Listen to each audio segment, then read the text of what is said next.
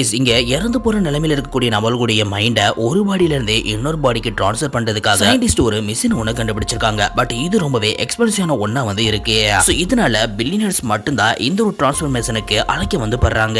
ஆக்சுவலா இதுக்காக கிட்டத்தட்ட $2 பில்லியன் பார்த்தீங்கன்னா செலவானது பண்ணணும். எங்க ஒரு நபர் $2 பில்லியன் கொடுத்து தன்னோட மைண்டை இன்னொரு பாடிக்கு டிரான்ஸ்ஃபர் பண்றதுக்காக அந்த மிஷின்ல பார்த்தீங்கன்னா படுக்க வைக்கிறாங்க. இவருடைய உடம்பு உள்ள போன உடனே ஒரு பிரைட் லைட் ஆனது வர ஆரம்பிக்குது. கண் வலிச்சு பாக்குறாரு. பார்த்தா அவருக்கு புது உடம்பு கிடைச்சிருக்கு. பக்கத்துல அவருடைய பழைய உடம்பு இறந்த நிலையில கிடக்கிறது பாக்குறாரு.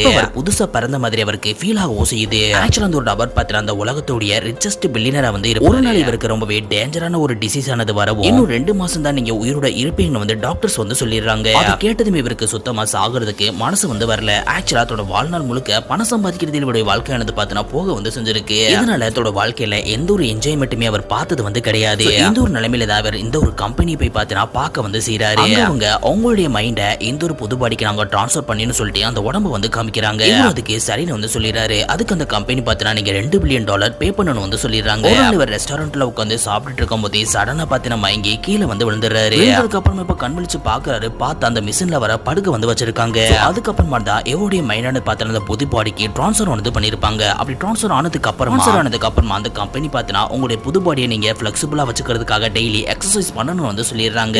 few days போனதுக்கு அப்புறமா அந்த நபருக்கு பார்த்தா ஒரு ஸ்ட்ரேஞ்சான ஒரு ட்ரீம் ஆனது வர ஆரம்பிக்குது. அந்த ட்ரீம்ல ஒரு குட்டி பொண்ணு பார்த்தா எனக்கு ஹெல்ப் ஆனது வேணும்னு கேட்டுட்டு இருக்கா. இந்த வீடியோ உங்களுக்கு பிடிச்சிருந்துச்சுன்னா சேனலை மறக்காம சப்ஸ்கிரைப் பண்ணுங்க.